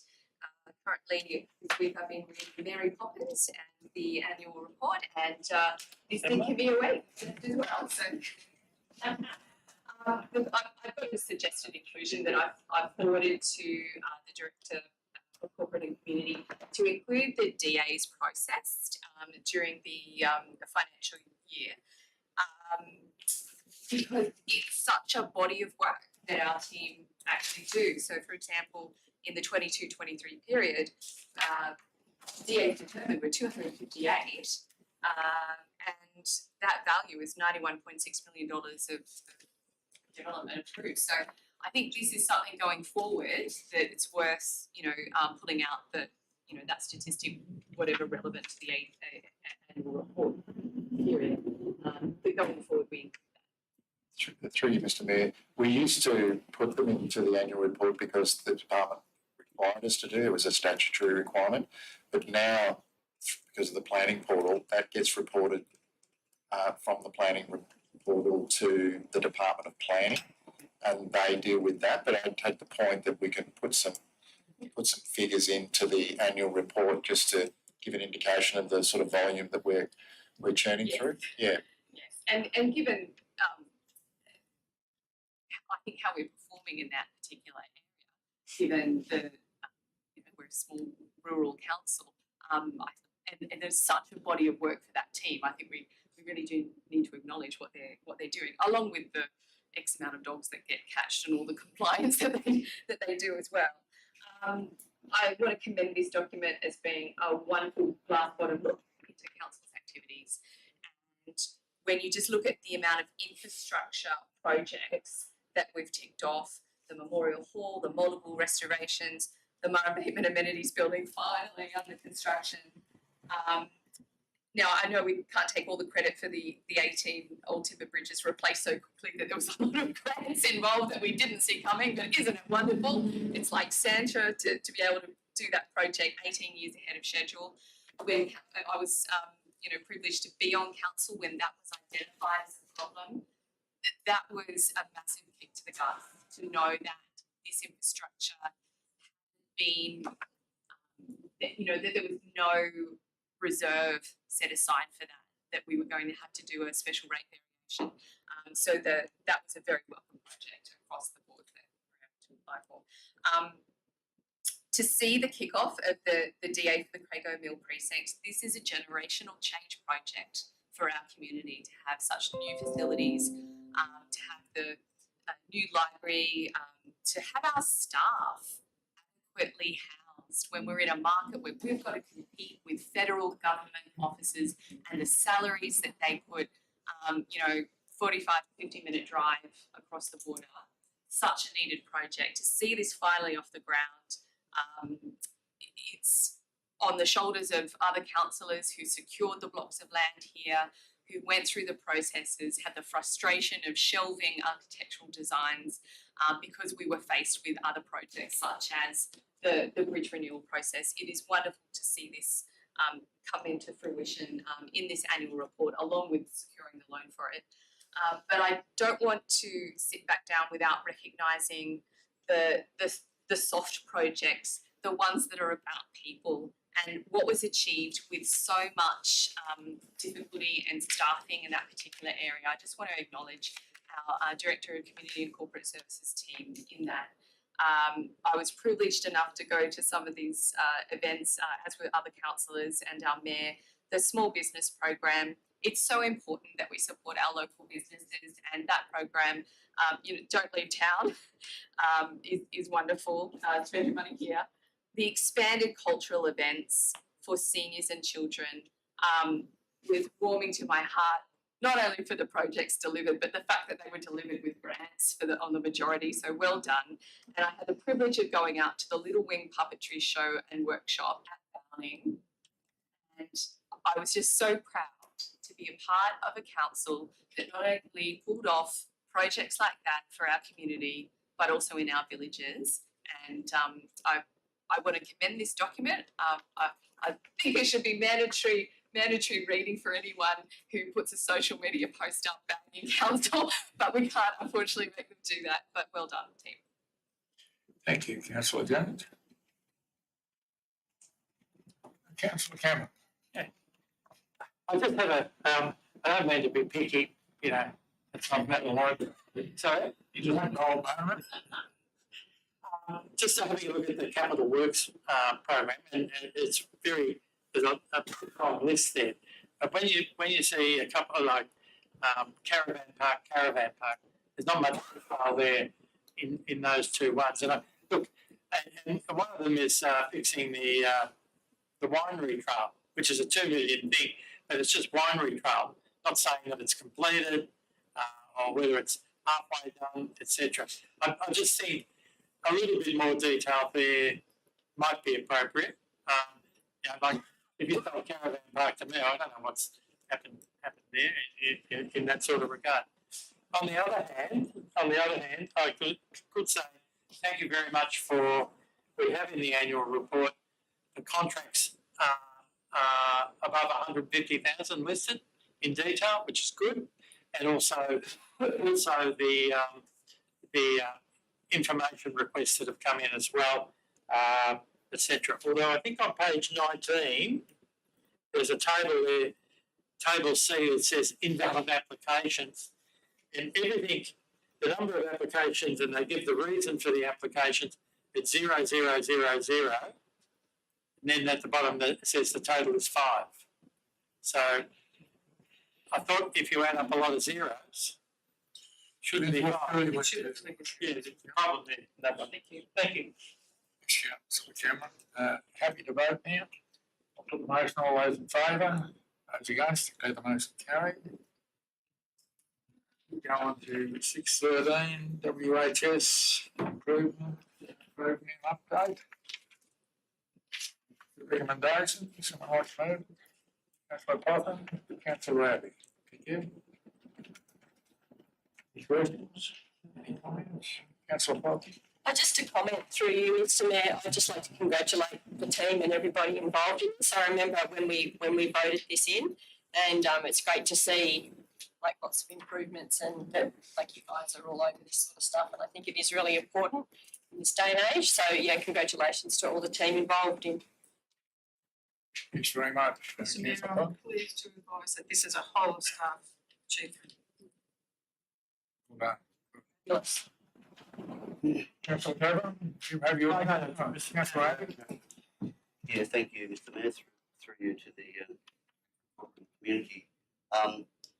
We noted earlier that we are, we do have to rely on contractors to some degree to fill positions so that recruitment action is still pending or whatever.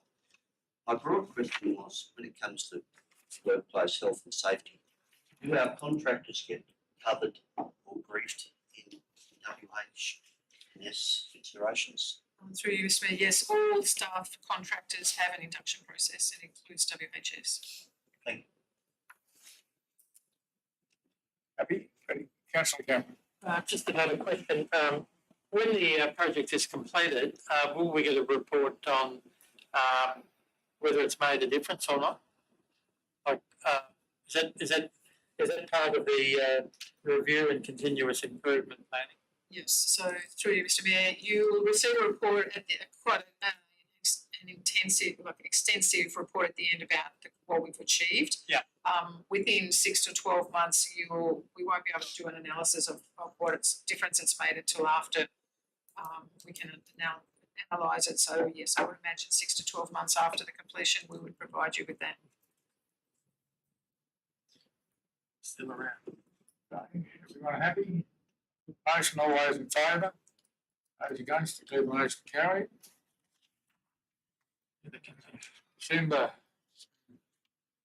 6/14, December meeting date. I noticed there's been a fair bit of discussion about this. Some suggestions to move it to a Wednesday, either the 20th or the 13th.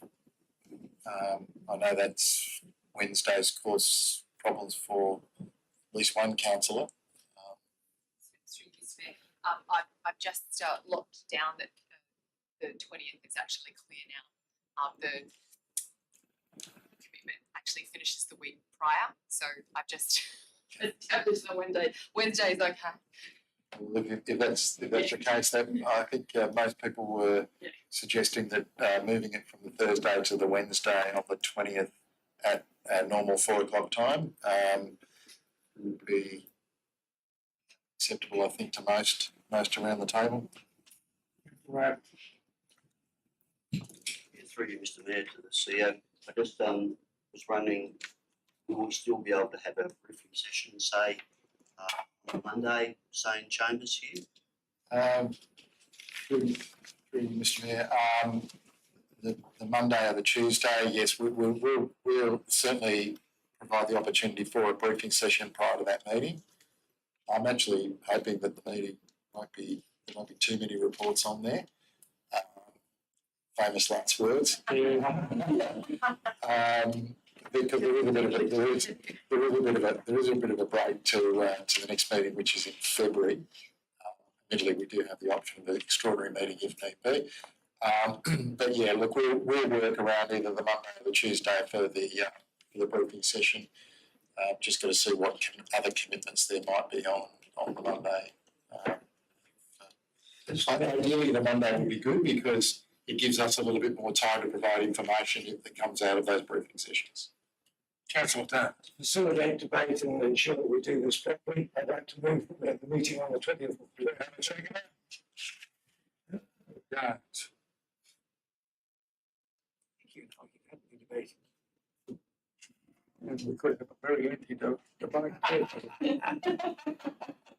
Okay, I'll put the motion, all those in favour? Those against, declare the motion carried. 6:15, Christmas, New Year, over. Just through you, Mr Mayor, just a quick update. We actually return on the 2nd because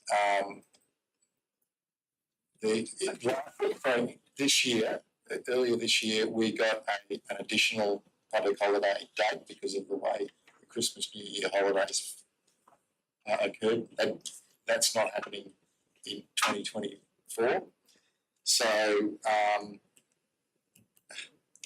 we'll be returning on the 2nd of January, so we might just need to make that adjustment. Okay, all clear on that? Second. Okay, move to councillor Turner, who? Councillor Turner, councillor Rose.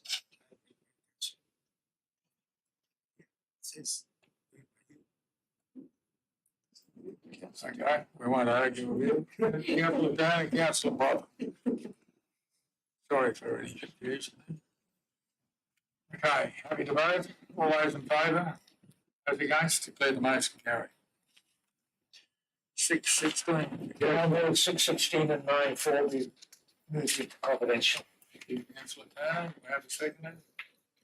6. I'll go to councillor Abbey this time. Happy to vote? Put the motion. All those in favour? Those against? Declare it carried. Notice of motion nil. Questions with notice? Yes, thank you, councillor Jennings. Firstly, I'd like to thank the Director of Planning, Ms Julie Rogers, and her team, particularly Kate Baker, for compiling this information. And it's so good. It shows us where we're at as an organisation, but also how we compare. We really are looking at apples and apples now when we can see that we're sitting in there, for example, the 22-23 DAs determined for us, 258. What are they worth? 91.6 million. The gross days sitting in there, 109. For example, Goulburn, 313 DAs determined, 87 gross days and 110.3 million. It's really lovely to see that we can see how our team is performing in this process. Are we making the benchmark set by the department? No, but it's also prudent to note that nobody else is either. What I would like to see, I'd like to formulate a motion based on this, that council prepares a bi-monthly report on development application processing.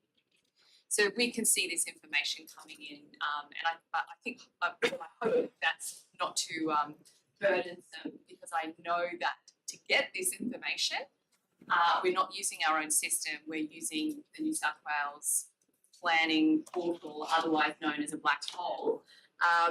So if we can get some feedback from staff as to how they handle processing this information for us bi-monthly, and that would be great.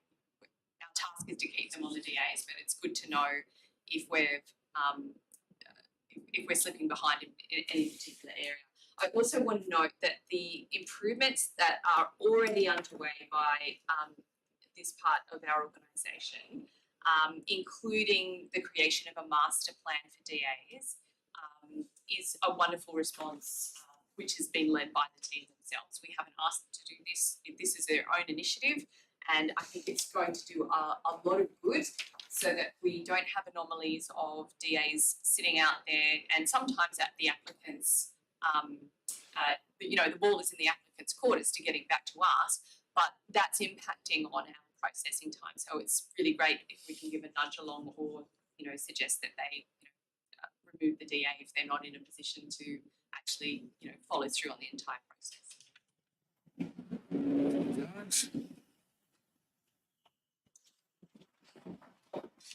Did you want to do that as a motion? Yeah, so the council prepares a bi-monthly report on development application processing. I'll just make a minor change. Council staff. Council staff. I don't think you guys have the record. No, I didn't realise what we were doing. Thank you. Thank you. And we have a second? Councillor Root. Okay, I don't think we need. Councillor. Question on the bi-monthly. So if we are already sort of on target with our application processing, if we had a bi-monthly report coming to us, but we're already sort of on target, what would we achieve from that?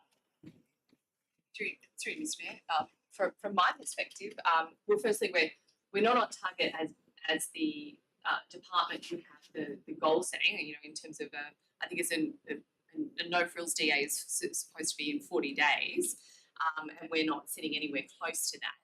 But I think what it's going to do is alert us to anything that's getting way outside our boundaries. We've had a few DAs come across our desk recently that have been in the system for 18 months.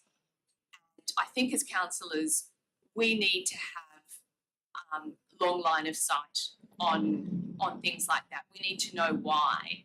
Is this a DA that's ever going to come to fruition?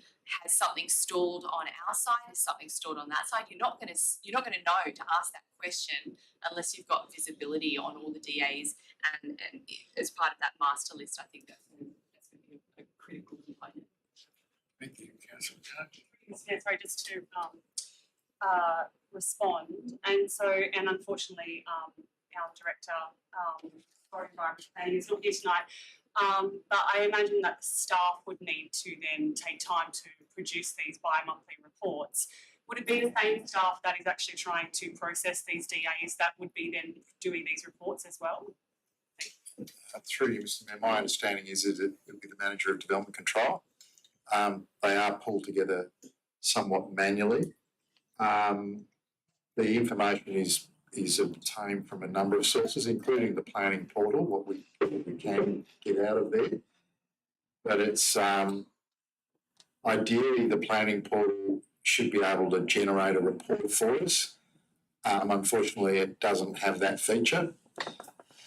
So what it means is we go through each DA for the month and we look at when it came in and when it went out, and that gives us an indication of the processing times that we're managing to achieve.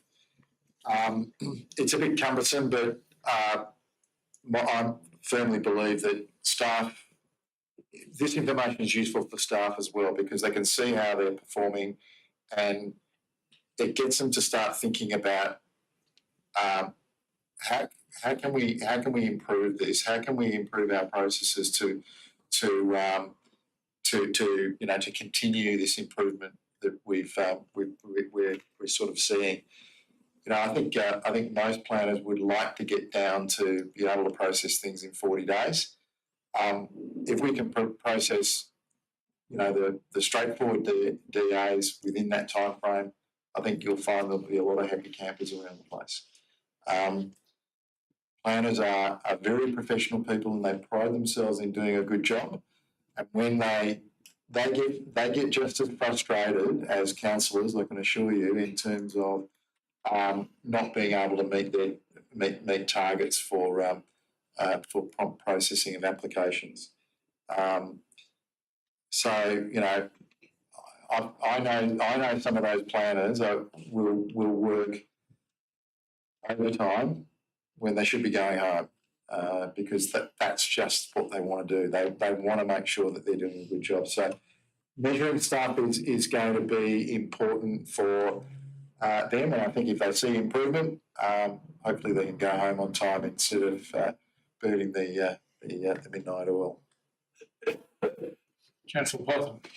Through you, Mr. Mayor, I actually agree with Councillor Butler's comments on this, and I would feel more comfortable having this conversation with the Director of Planning in the room to give us a direct, confident reply on the amount of time involved for her team, and if this is an easy thing to do, or if there's an easier way to do it instead of like doing the whole thing bi-monthly. Maybe they can just give us the nuts and bolts of the length of time or something.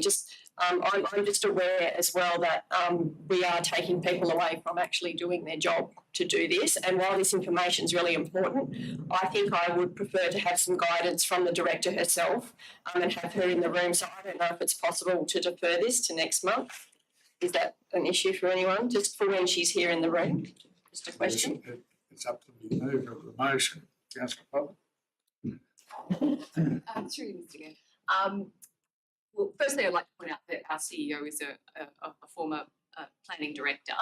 So if he feels confident this is a good thing for our process, I'm confident to continue on. But I also want to point out that I've made this motion extremely broad in terms of what's actually delivered. So the team can take that back and say what's achievable. I haven't specified that I want, these 10 questions answered.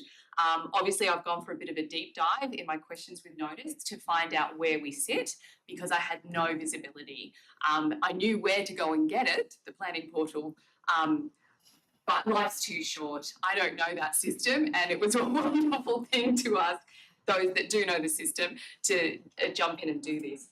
I might point out that our earlier decision to write to the Minister for Planning and Public Spaces to advise him that to fast track the exempt and compliant development arrangements for the Canberra Regional Organisation member councils to free up the requirements for new houses and house additions.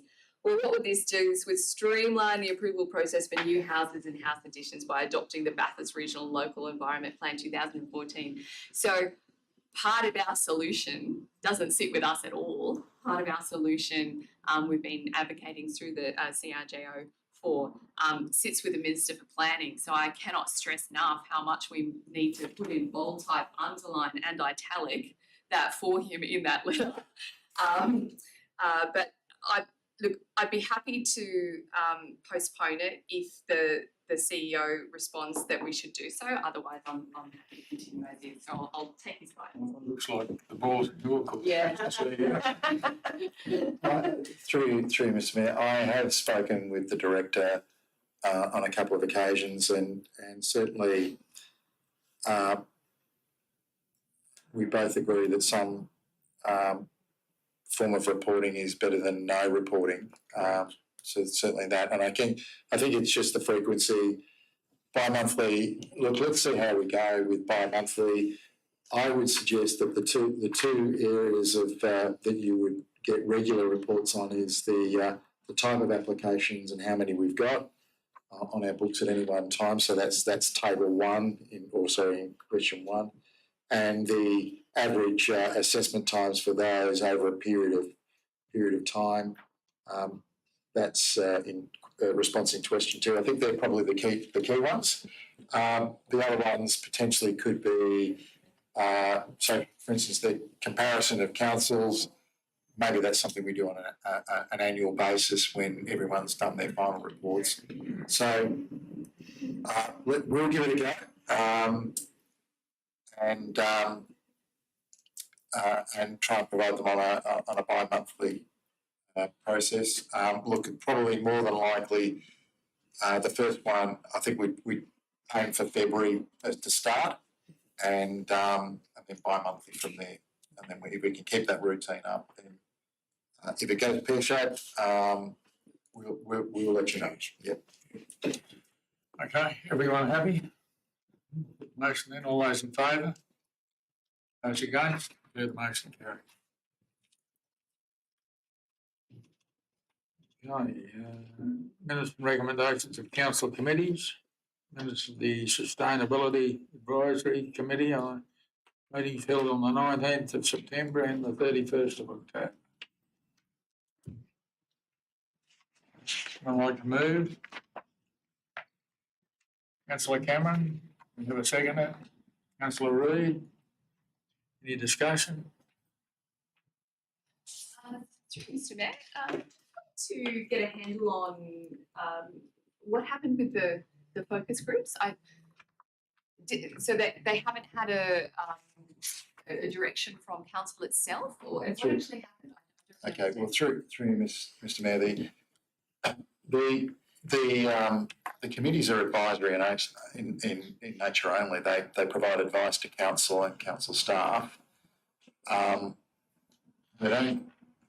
So implementation of anything coming through is organised by, or should be organised by the council staff, unless council has actually delegated to a committee to do a particular task. There's no reason why members of the committee can't engage with members of the community to help them understand and debate and make recommendations to council. That's their role. But going out and undertaking an activity like a focus group meeting needs delegation from council. I think it would be, well, there's two things. At the moment, the person who was looking at this particular project has resigned and moved on, and we've now got an acting person in that role who's trying to get up to speed as quickly as we possibly can. So there's an opportunity here just to take 5 while he gets up to speed. But it also gives us the opportunity to work out how best to undertake that that engagement with the community, both with the committee and with staff. So, I mean, look, there's not much we would do between now and the, coming up to the Christmas New Year period, which is always pretty full for the engaging communities at that particular point in time. But I think this is a sort of thing that we could work on with the committee to kickstart in the new year. So the idea of running focus group meetings, I think it's needs to be done in conjunction with staff and the committee. Councillors are happy to be involved in that process or attend those focus group meetings, and that way I think we just get it back on track rather than the committee just going off and doing things in the name of council, which they don't really have any. They're not paid for that. All right. Any other questions? I'll put the motion in. All those in favour? Those against? Declare the motion carried. 9.2, minutes of the Traffic Management Committee. November. There is a recommendation. Councillor Cameron, Councillor Reid. Thank you. Any comments? Questions? Councillor Jones. Yeah, sorry, just a late starter out of the gate on that one. And I've got a question for the CEO, because during this time, we've had the traffic management actions put in place for the Remembrance Day service, which went off without a hitch from the outward eye looking in. I don't know what went on behind the scenes. I've imagined a lot of hard work very fast, but thank you for that. Is it possible to form a motion from these minutes that the Remembrance Day, the Remembrance Day road closures and related activities be included going forward? Because we only did it for the 2023 one, and we want to make sure that it's captured when we do all the Anzac Day ones, I think, in February 23. Through Mr. Mayor, I've actually tried that with traffic committees before, and the answer is no. You've got to apply every year. Which we do for Anzac Days. We have a long. No, but Anzac Day and Remembrance Day. Remembrance Day was actually dealt with in February.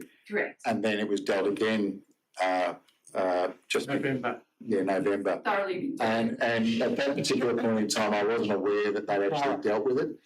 And it was a case of, we said, look, no, because we haven't budgeted for it. And then, hang on, it was brought to our attention that, yes, we actually had signed off on this. So we just made it happen. So thanks to Nathan and his team for putting it together at very, very short notice to make it a successful event with the road closures as was already determined. So what would happen for next year?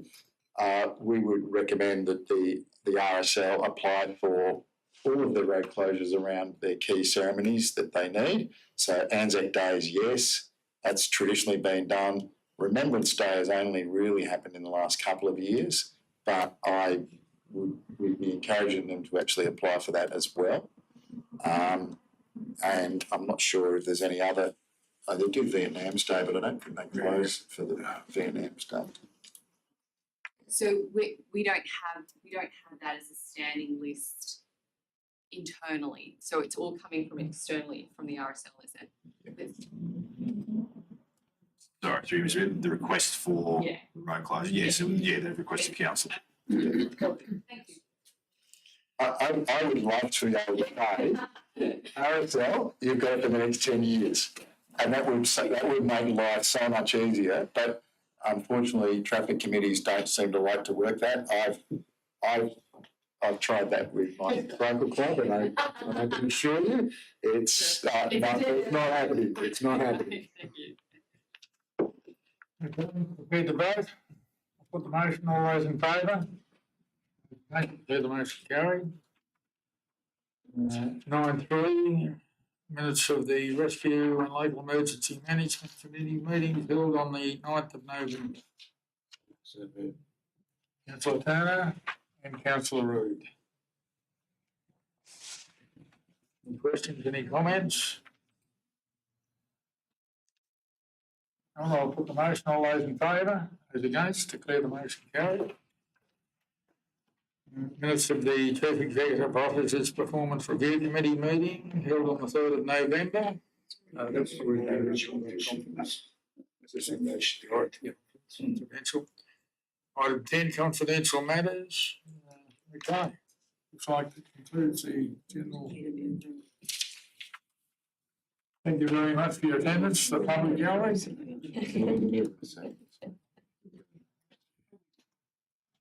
Councillor Butler, do we have a seconder? We go into closed session. Councillor Potter. Sorry, councillor, just a quick apology. I overlooked that I've got obviously a conflict of interest in 10.2. Okay, so we'll deal with the other matters first up.